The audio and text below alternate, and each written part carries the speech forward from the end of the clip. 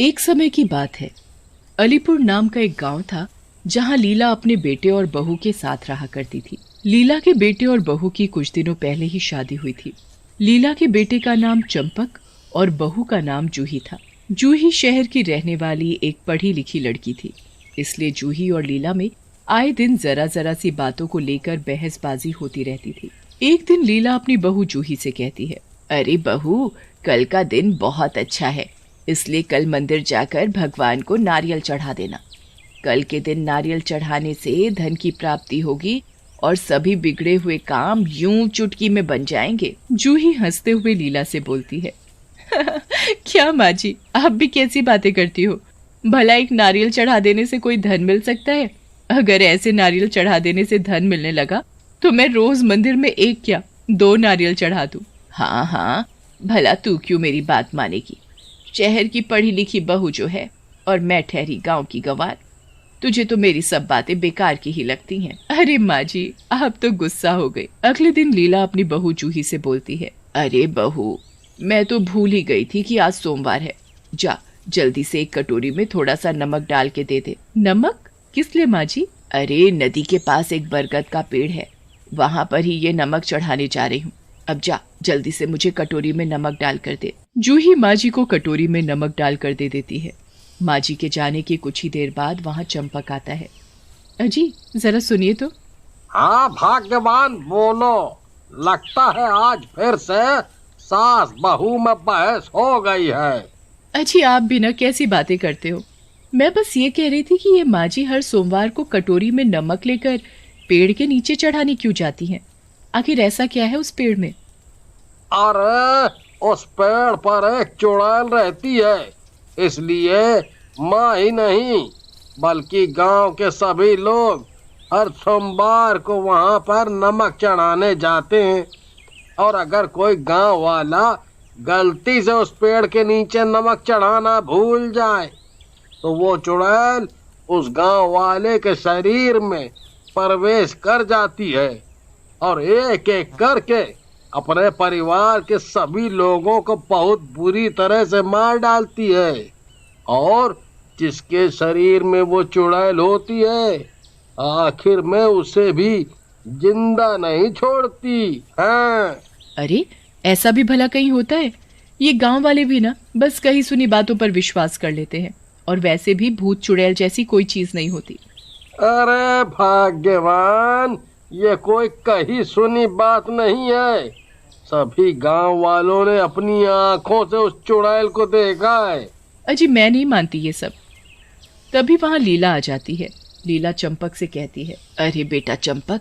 हाँ माँ, बोलो क्या बात है? कुछ दिनों बाद सुधा के बेटे की शादी है, तो मैं सोच रही थी कल ही मैं सुधा के गांव निकल जाती हूँ। और वैसे भी घर का ध्यान रखने के लिए तुम दोनों तो हो ही यहाँ पर। अरे माँ जी, आप यहाँ की चिंता मत कीजिए, आप शादी में जाइए और खूब मजे करिए, मैं घर का अच्छी तरह से ध्यान रखूंगी। अगले दिन लीला बैग लेकर घर से निकल रही होती है। तभी लीला जूही से बोलती है, बहू, अगर मैं सोमवार तक नहीं आ पाई तो तुम याद से बरगद के पेड़ के नीचे नमक चढ़ा आना, ठीक है? ठीक है माँ जी, मैं नमक चढ़ाऊंगी। कुछ दिन हो जाते हैं, तभी जूही को याद आता है कि आज सोमवार है और माँ जी ने उसे नमक चढ़ाने को कहा था।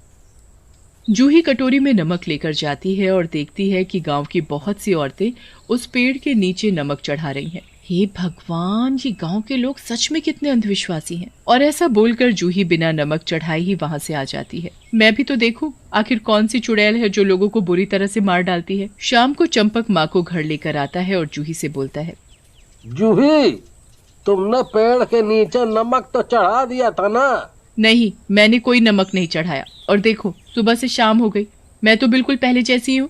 मैंने तो पहले ही कहा था ये सब अंधविश्वास की बातें हैं। अब आप ही बताओ, क्या आपको मेरे ऊपर कोई चुड़ैल का साया दिख रहा है? हे भगवान, ये तूने क्या कर दिया बहू, अब वो चुड़ैल किसी को नहीं छोड़ेगी। अरे बेटा चंपक, रात होने वाली है, ये चुड़ैल बने इससे पहले इसे जल्दी से इसके कमरे में बंद कर दे, नहीं तो हम दोनों को जान से मार डालेगी।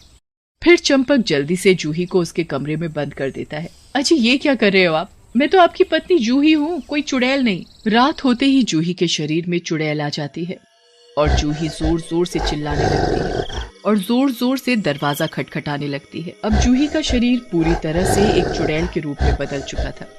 ए बुढ़िया, दरवाजा खोल, नहीं तो तेरा वो हाल करूंगी कि तूने सपने में भी कभी नहीं सोचा होगा।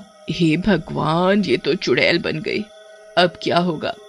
अरे चंपक, तेरी बहू खुद तो मरेगी, साथ में हम दोनों को भी मार डालेगी। अब खड़ा खड़ा क्या देख रहा है? जा, जल्दी से जाकर पहाड़ी वाले तांत्रिक बाबा को बुला कर ला। चंपक जल्दी से तांत्रिक बाबा को वहाँ बुला लाता है। तांत्रिक बाबा मंत्र पढ़ना शुरू कर देता है। उसकी आवाज सुनते ही चुड़ैल जोर जोर से हंसने लगती है और बोलती है अरे तांत्रिक, तुझे क्या लगता है तू मुझे इसके शरीर से निकाल देगा? अरे तू नहीं जानता कि तूने यहाँ आकर कितनी बड़ी गलती की है।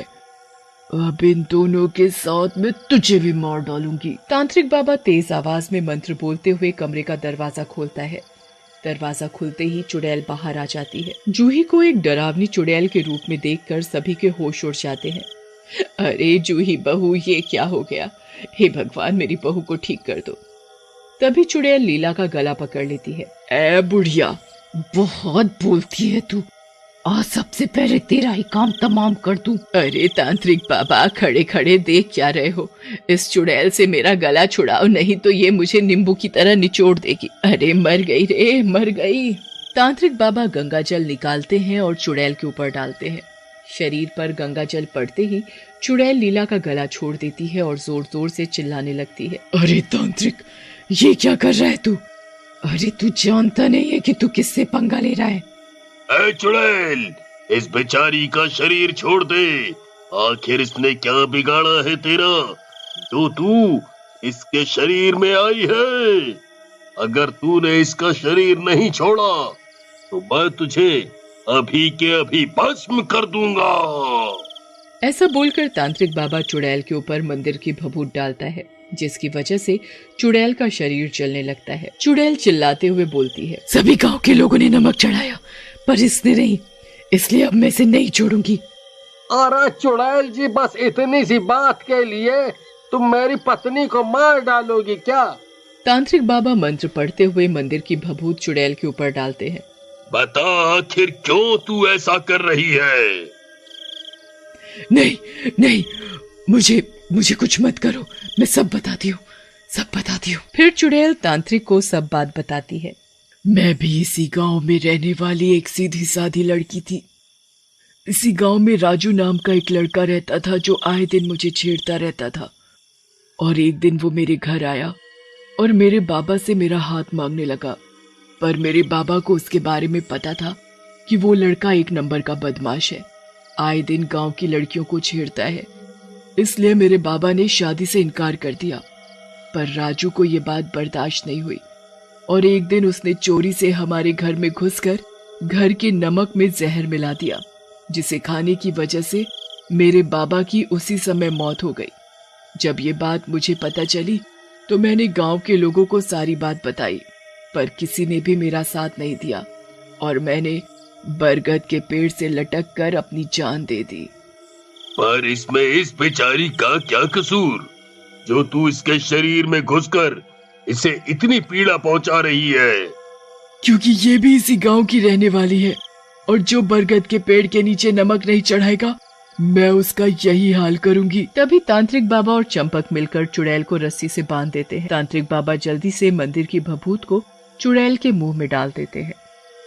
भभूत के मुंह में जाते ही चुड़ैल जूही के शरीर से निकल जाती है और राख बनकर हवा में उड़ जाती है। जूही अब पूरी तरह से ठीक हो जाती है और अपनी सास से बोलती है, अरे माँ जी, मैंने आपका क्या बिगाड़ा है जो मुझे इस तरह से रस्सी से बांधा हुआ है? अरे मेरी शहरी बहू, अभी भी अकल नहीं आई तुझे जो ऐसे बोल रही है? अरे माँ जी, मैं तो मजाक कर रही थी। जूही की बात सुनकर सभी जोर जोर से हंसने लगते हैं।